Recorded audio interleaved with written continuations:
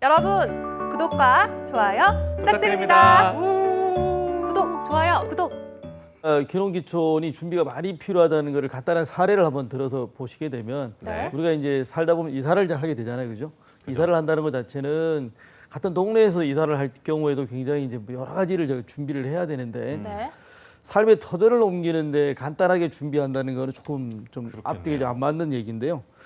왜 귀농귀촌을 하는지의 목적이 일단은 분명을 해야 합니다. 그 다음에는 뭐냐면 사실은 그 시골이 여유롭고 한적하다고 하지만 불편함이 훨씬 많은 곳이기 때문에 그런 데서 어떻게 생활할 것인지도 고민을 좀 해봐야 될 부분이고, 또 하나가 이제 중요한 거는 경제적으로 어떤 준비를 해왔는지에 대한 부분까지도 꼼꼼하게 좀 따져봐야 할 필요가 있거든요. 예. 그리고 이런 것이 고려되지 않은 채로 훌쩍 시골로 떠나시게 되면 실패할 확률이 높다는 것을 우리가 잘 아셔야 될 것 같습니다. 네. 네. 실제로 귀농귀촌의 뭐 성공 사례만 가서 봤다가 실패한 사례가 있을 것 같은데요. 어떻습니까? 뭐 주변에는 성공하신 분도 많이 계시죠. 그러나 네. 또 이제 실패한 분도 많이 계시는데 그것이 이제 다 우리가 통계로 잡혀 있지는 않는데 네. 그 귀농귀촌이 얼마나 어려웠던지에 대한 사례를 하나 이제 말씀드리려고 하는데 뭐 예. 실패했다기보다는 이제 어렵게 현장 체험을 하신 분인데 우리가 잘 알고 계시는 분입니다. 행정가로서 일생을 바쳤던 농림축산식품부 전 장관이셨던 이동필 장관께서 예. 2010년 9월에 이제 그 공직을 그만두시고 고향인 경상북도 의성군 단촌면으로 이제 귀농을 하셨습니다. 네. 근데 그분의 기사를 보게 되면 금년도 열심히 농사를 지어서 콩을 수확해서 손에 쥔 돈이 212만 원밖에 안 되더라 이렇게 지금 말씀하신 것을 제가 읽었습니다. 1년 내내 땀 흘려서 일한 노동의 대가가 212만 원이다라고 하면 좀 허탈한 마음을 가지셨을 것 같아요. 어떻습니까? 네, 그렇습니다. 그래서 이제 그 전 이 장관께서 말씀하시는 것이 네. 좀 그런 부분에 대해서 같이 이제 동감을 하면서 문제는 땀 흘려서 농사를 열심히 지었는데 문제는 뭐냐면 판로가 원활하지 않다는 것도 판로가. 그 부분이 또 이제 좀 문제점으로 드러나고 있는데요. 예. 그 직접 이제 그 행정가로 계셨을 때와 귀농을 직접 해보시니까 책상에 앉아서 만들었던 그 정책 자체가 현장에 침투하기까지는 굉장히 어려움이 많더라는 것을 이제 손수 이제 체험을 하신 거죠. 그래서 요새는 뭐 하시냐 봤더니까 경북도청의 자문관으로 지금 활동하고 계시는데요. 그러세요? 이제 거기서 이제 어떤 일을 하시냐 보니까 이제 농촌을 살려야 된다라는 취지의 포럼을 이제 개최하시기도 하고 전문가와 이제 동반해서 그럼 지역을 어떻게 개발을 해서 잘 살 수 있도록 해서 다시 그 농촌화가 되지 않도록 할 것인가에 대한 것을 고민을 좀 많이 하고 계십니다. 그렇습니다. 네. 그러니까 해보셨기 아무리 때문에. 좋은 정책이라고 해도 좀 실현 가능성이 없으면 이게 무용지물이잖아요. 이제 그 부분에서 우리가 많은 얘기를 나누고 있는데요. 사실은 이제 그 농사의 경우가 흔히 생각할 때 그냥 씨 뿌리고 뭐 물 주고 이러면 잘하지 않겠냐고 생각할 수도 있는데 네. 자식 농사와 똑같습니다. 굉장히 많은 관심과 정성과 배려가 있어야 이것이 수확이 되는 거기 때문에 예. 쉽지 않다는 것을 이제 말씀드릴 수가 아니 있네요. 저는 이제 쉽지 않다라는 거 몸소 체험한 게 군대에 있을 때 태풍이 오면 주변 농가들 벼가 다 쓰러져요. 그래가지고 그거 이제 세우는 작업을 대민 지원을 나가곤 했는데 저희가 이제 봉사하러 갔지만 굉장히 표정이 안 좋으시더라고요. 아무리 뭐 벼를 이렇게 세워봤자 네. 또 이렇게 그렇죠. 정상적으로 자란 네. 벼보다는 품질이 좀 떨어질 수밖에 없으니까 그런 여러 가지 어려움들이 있는 것 같습니다, 부사님. 그렇죠. 사실 농사라고 하는 거는 1년 동안 이제 농사를 뭐 지은 결과물이 이제 가을에 수확하는 건데 네. 그 수확하는 것이 없다고 했을 경우에 또 그러니까요. 그 부분이 자연 재해를 통해서 쓰러져서 수확물이 많이 감소한다면 사실 그 농부 입장에서는 굉장히 허탈할 수밖에 없는데요. 최근에 뭐 얘기가 많이 나오는 것이 뭐냐면 매년 반복되는 겁니다만은 가격이 하락되면 뭐 갈아엎는다라는 이렇게 얘기가 많이 그러니까요. 나오고 있는데 1년 동안 정성을 들여 길렀는데 자기 손으로 그걸 갈아엎는다고 할 때 그 비참함 내지는 허탈함은 어떻게 맞아요. 무엇으로 비유할 수 있겠습니까만은 농사가 어려운 이유가 여기 있지 않을까라는 생각을 해봅니다. 예. 흔히 우리가 보면 뭐 어떤 직업인들 쉬운 것이 있겠습니까만은 농사는 더 어렵다고 생각하는 것이 뭐냐면 예. 지식과 경험이 바탕이 되지 않으면 그 부분은 좀 쉽지 않을 것 같다는 생각이 많이 드는데 특히 조금 전에 말씀드린 것처럼 자연의 많은 영향을 받는 산업이기 때문에 더욱 그렇지 않을까 좀 생각을 해봅니다. 우리가 흔히 보면 미디어에서 그 성공한 그 귀농인들을 많이 이제 다루고 있는데 네.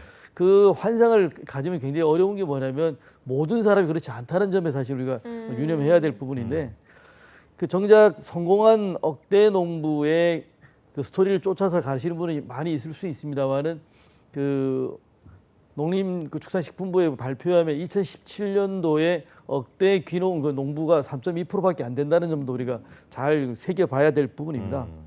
또 하나는 뭐냐면 성공한 귀농인이지만 그 귀농인이 과연 그 과정이 굉장히 행복하고 즐거웠을까를 생각을 해봐야 되는데 그러니까요. 흔히 얘기하지 않는 우리가 보이지 않는 1인치를 한번 찾아봐야 될 텐데요.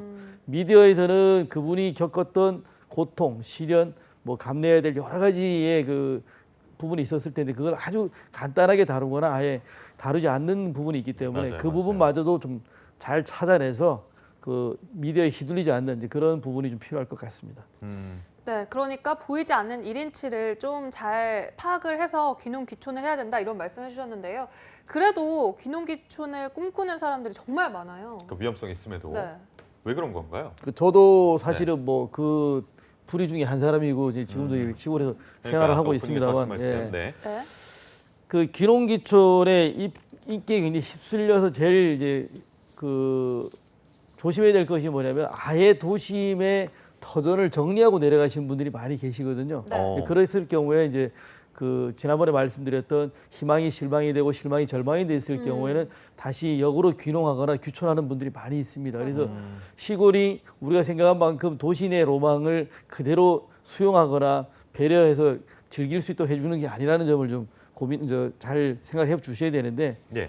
그 원인으로 저는 이제 제 1순위가 뭐냐면 도시 생활에 그 내려놓기가 덜 된 탓 아니겠나 이렇게 생각을 해봅니다. 그래서 일단은 귀농 귀촌에 하기에 앞서서 반농 반촌을 하면 어떨까 이렇게 제안을 해봅니다. 반농반촌이요? 반농반촌. 약간 다리 하나 걸치고 있으란 말씀이시죠? 약간 짬짜면처럼 그렇습니다. 맞습니다. 짬뽕과 짜장면.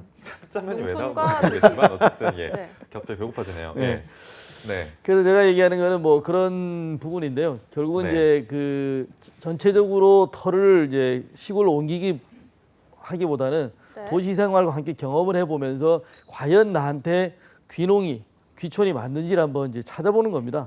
그래서 한마디로 말하면 도심과 시골에 양수 겸장의 수를 이제 두는 겁니다. 조금 전에 말씀하신 것처럼 다리를 하나 걸쳐 놓으시는 건데요. 네. 그러면서 반농 반촌의 생활이 어느 정도 익숙해지면 그 뭐 지역을 옮겨볼 수도 있는 거고 아니면 그 자리에 내가 터를 잡아도 되는지에 관해서 한번 고민을 해보실 수가 있는데요. 예. 여기에서 중요한 거는 뭐냐면 결국은 가족의 이제 그 협의 내지는 합의 그 중요성에 대한 부분인데 가족이 동조하지 않는 경우에는 특히나 귀농 귀촌을 보다는 이제 반농 반촌을 제가 적극 이제 추천을 해드리고 싶은데요. 네. 이제 나이가 들면서 이제 부부 관계라든가 뭐 여러 가지 있어서 각자의 시간이 필요한 것은 맞습니다만은 예. 억지로 가족이 떨어져서 이렇게 생활한다는 거는 저는 이제 추천하고 싶은 생각은 없고요. 네. 가족이라고 하는 건 한 울타리 내에서 부대끼고 희로애를 같이 즐길 때 이제 맞아요. 정이 두터워지는 거기 때문에 가족과 함께 지낼 수 있는 다양한 방법을 좀 강구하시면서 귀농 귀촌이라든가 반농 반촌을 한번 고민해 보실 네. 것을 말씀드리고 싶습니다. 네, 이렇게 반농 반촌 생활을 하게 되면 도시 생활도 영위를 하고 있는 거기 때문에 뭐 경제적 부담이 조금은 덜 수 있지 않을까 이런 생각도 드는데요. 어떻습니까? 네, 맞습니다. 지금 반농 반촌한다는 거는 이제 도심 생활과 같이 이제 하기 때문에 겸업농을 할 수 있다는 부분이 있는 거죠. 네. 왜냐니까 이제 지난 시간에 말씀드린 것처럼 시골에서 완전히 이 농사를 지어서 그걸로 경제적 활동을 충당하기에는 사실 좀 부족한 부분이 있습니다. 그러다 보니까 그 전체적으로 반농 반촌을 통해서 겸업농을 해야 된다는 그런 필요성을 갖고 있는 거고요. 네. 특히나 이제 겨울은 우리가 알고 있는 그 시골에서 농한기입니다. 네. 또 특히나 4차 산업혁명 시대에는 다양한 또 이제 그 일거리가 만들어질 수는 있는데요. 네. 그 농업과 연계한 2차 제품으로 농가 소득을 올릴 수 있는 방법을 이제 고민을 해보셔야 되는데 결국은 뭐냐면 도심과 농촌을 융복함 시스템으로 바꿔서 함께 잘 살 수 있는 그런 시스템을 만들어 보면 어떨까 생각이 듭니다. 사례가 있으면 좀 소개해 주실래요? 융복합의 사례. 간단한 건 뭐 사과를 한번 예를 들어보면 예. 지금 사과의 제철이 좀 지났습니다만은 한 10월까지는 사과를 직접 이렇게 수확해서 판매할 수도 있는데 특히 네. 요새 같은 경우에는 이제 그 저장 기술이 좋으니까 예. 그다음에 또 이제 요즘 1인 그 가구가 많아지기 때문에 1인 가구의 대용 식품으로 식사 대용할 수 있는 제품을 만든다든가 한겨울에도 그것을 지속적으로 드실 수 있도록 이렇게 만들어주면 어떨까 이렇게 생각을 해봅니다. 예. 그래서 그런 부분을 이제 판로를 어떻게 할 것인가를 봤을 때 네. 조금 전에 이제 반농 반초를 말씀을 드렸기 때문에 네네네. 그렇죠. 본인이 살고 계시는 뭐 아파트 이런 공동주택의 게시판을 이용한다라든가 아니면 지자체의 그 홈페이지를 이용하는 방법을 통해서 자기 상품을 홍보를 하게 되면 요새는 이제 이 택배나 이렇게 구매하는 경우 온라인 구매하는 게 많기 때문에 그런 시스템을 활용하시면 어떨까라는 생각이 드는데 이렇게 젊은 층이 서로 알 수 있는 제품을 개발한다면 가족들도 어느 정도 이제 호응이 되고 반농 반촌을 하다가 그다음에 이제 자리를 잡으면 이제 귀농귀촌으로 갈 수 있는 그런 디딤돌이 되지 않을까 이렇게 생각을 해봅니다. 그리고 젊은 층 같은 경우, 그러니까 자녀들 분들 같은 경우에는 그 SNS나 이런 걸 통해서 홍보하는 거에 굉장히 좀 뭐라 그럴까요? 쉽게 접근을 하기 때문에 네. 부모님이 농사하시는 그런 것들을 홍보해주고 그렇죠. 또 소득을 높여드리고 뭐 이런 선순환 구조 같이 가족이 이제 합심해서 반농 반촌하면 좋으실 것 같다는 생각을 하게 되고 네. 시대의 흐름이 이렇게 있으니까 4차 산업혁명 얘기도 하셨지만 그에 따라서 농업도 좀 변화를 하면 좋을 것 같다는 생각이 듭니다. 방금 이제 말씀하신 것처럼 이제 자녀분들이 잘할 수 있는 거는 이제는 내가 나이가 많기 때문에 무조건 가르쳐 준다는 생각보다는 네. 내가 몰랐던 거는 배워야 됩니다. 그래서 그렇기 때문에 자녀들한테 배워서 그 부분을 같이 이제 그 우리 판로에 적용하는 단순히 농사를 지어서 판매하던 시절이 이제 지나갔기 때문에 1차 가공을 하거나 다른 방법으로 이제 SNS를 통해서 하는 여러 가지 다양한 이제 루트를 통해서 농사를 짓는 그런 방법이 필요할 것 같고요. 네. 그래 결국은 뭐냐면 변화를 해야 된다는 점에서 이제 우리가 방점을 찍을 수 있을 것 아니 같은데. 요즘에 뭐 샤인머스켓이라고 청포도 같은 거 알 큰 거 있거든요. 예. 그거 이제 유튜버들이 많이 먹어서 유명해졌는데 마트 가서 살려고 하니까 한 송이 2만 원인 거예요. 굉장히 비싸. 사셨나요? 그래서 교육 씨? 조카 주려고 샀죠. 아, 네, 조카 먹이려고. 역시 어딜 가나 교육 씨는 누나분, 조카분 이렇게 잘생기시더라고요. 이미지 메이킹을 하고 있는 거고요. 그래서 저는 그런 생각했어요. 이거를 재배하시는 분들은 지금 약간 좀 쏠쏠하시겠다, 떼돈 벌겠다 이런 생각 하긴 했는데 네. 귀농귀촌을 할 때 계획을 이렇게 좀 세우면 자격증 혹시 딸 게 없나 이런 생각이 좀 들어요. 그 어떻습니까? 자격증이 굉장히 많습니다. 자격증이 많나요? 굉장히 많은데 네. 우리가 이제 그 뭐 자격증 하면 국가 자격증이 있고 민간 자격증이 있는데 이제 국가 자격증에 관해서만 이제 말씀을 드릴게요. 네. 이제 국가 공인 자격증에는 두 가지가 있습니다. 그러니까 국가 기술 자격증과 국가 전문 자격증이 두 가지로 나눌 수 있는데 이제 먼저 국가 전문 자격증을 이제 보게 되면 국가 전문 자격증은 각 개별법에 근거한 국가 자격증이고 소위 면허적 성격이 강합니다. 우리 잘 아시고 계시는 뭐 변호사라든가 세무사 이런 분들이 해당되는데 네. 뭐 농촌으로 보면 농산물 품질 관리사나 경매사 같은 경우가 이제 이런 국가 전문 자격증이 그렇구나. 해당이 됩니다. 네. 이제 국가 기술 자격증은 국가 기술 자격법에 규정해서 자격인데 우리가 알고 있는 뭐 기능사, 산업 기사, 뭐 기술사 이런 식으로 이제 그 부분이 바로 이런 국가 기술 자격증이 해당되는 부분입니다. 그렇군요. 국가 기술 자격의 등급이 또 있나요? 그 기능사부터 등급이 이제 시작해가지고. 기능사가 네. 가장 이제 그 제일 낮은 단계고 그다음에 산업 기사가 되고 기사가 되고 기술사 이런 순으로 이제 등급이 올라가게 되는 겁니다. 방금 말씀해주신 부분이 이렇게 국가 공인 자격증 위주로 좀 땄으면 좋겠고 민간 자격증은 추천 안 하시는 건가요? 뭐 추천을 안 하다기보다는 민간 자격증은 이제 조금 이것이 잘 보셔야 되는 게 뭐냐 잘못하면 이 장롱면허가 될 확률이 굉장히 높습니다. 그래서 그 정보와 활용도를 잘 보시고 네. 그걸 취득하시는 데 도전하셔야지 무조건 취득하시는 거는 저는 바람직하지 않다고 보고 있습니다. 종류가 굉장히 많다고 네, 들었는데. 종류가 어떻게 되나요? 지금 이제 그 조금 전에 말씀드렸던 그 자격증 관련해서 뭐 농업이라든가 뭐 네. 축산업이라든가 어업이라든가 이런 굉장히 많은데 네.